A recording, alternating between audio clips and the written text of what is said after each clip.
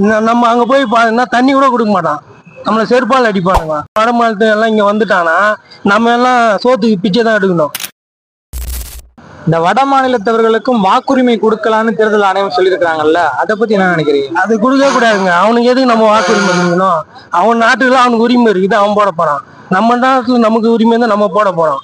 அது எல்லாமே பாத்தீங்கன்னா வட மாநிலத்துல எல்லாம் இங்க வந்துட்டானா நம்ம எல்லாம் சோத்துக்கு பிச்சை தான் எடுக்கணும். ஏன்னா அவனுக்கு சொந்த வீடு எல்லாமே அங்க இருக்குது. அதை விட்டுட்டு இங்க வரான் அப்படின்னும் போது அது வந்து பாத்தீங்கன்னா இந்த பிஜேபி பண்ற வேலை தான் அதெல்லாம். ஏன்னா ஒரே நாடு ஒரே இந்தியா ரேஷன் கார்டு எது தேவையே இல்லை. இப்போ வந்து அவன் நாட்டுக்காரன் இங்க வந்து வாங்கிட்டு போறான். நம்ம அங்க போய் பார்த்தீங்கன்னா தண்ணி கூட கொடுக்க மாட்டான், நம்மளை செருப்பால் அடிப்பானுங்க. அதனால அந்த வாக்குரிமையும் கொடுக்குறாது, எனக்கு அந்த ரேஷன் பொருளே கொடுக்குறாது. ஏன்னா இப்போ கொள்ளை அடிக்குது, கொள்ளை அடிக்குது எல்லாம் அவன் தான் பேர். ஏன்னா வெளில இருந்து வரான், எப்படி பண்ணிட்டு போறான்னு தெரியாது. அது தெரிஞ்சா அரசாங்கம் வந்து கம்முன்னு இருக்குது. அதனால நார்த் இந்தியா வெளில வந்தானா அது எந்த கம்பெனிக்குதோ அங்கேயே தங்குற மாதிரி குத்தணும். வாடகை வீடு வந்து ஆசைப்பட்டு கொடுக்கூடாது. மக்கள் என்ன பண்ணாங்கன்னா வீடு வாடகை அதிகமாக கிடைக்குதுன்ட்டு அவனுக்கு தான் வீடை கொடுக்குறாங்க. அவனுக்கு அந்த நார்த் இந்தியா பொண்ணுங்களாம் வருதுங்க, அதுங்கெல்லாம் பண்ட அட்டுவெல்லாம் ரொம்ப ஓவராகுது.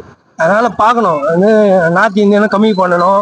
தமிழ்நாட்டு மக்களுக்கு என்ன வழியோ அதை செய்யணும், வேலைவாசியெல்லாம் குறைக்கணும். நார்த் இந்தியன் வந்தனால இங்க தமிழகத்தில் இருக்கக்கூடிய இளைஞர்களுக்கு வேலை வாய்ப்பு கிடைக்கலன்னு சொல்றீங்களா? கண்டிப்பா இல்லைங்க. எங்க இருக்குது வேலை வாய்ப்பு? அவனுக்கு என்னன்னா வெளியில இருந்து வந்துட்டான், அவனுக்கு 3 நாள் சோறு கச்சா போதும், ஒரு 5000 ரூபா கொடுத்தா போதும். இங்க இருக்கிறவங்களுக்கு 3 நாள் சோறு வந்து இங்க துண்டு இங்கே இருக்க முடியாது. குழந்தைங்க பார்க்கணும், படிப்பு பார்க்கணும், எல்லாமே பார்க்கணும். அதனால அவனுங்க வந்து அவன் வீட்டுல அவன் ஊர்ல சோறு துண்டுது அதிகம் கிடைக்காது, அவனுக்குலாம் சோறுன்றதே கிடைக்காது. இங்க வந்து 3 நாள் சாப்பாடு தங்க இடங்கம் தான் அது அவங்களுக்கு ஓகே.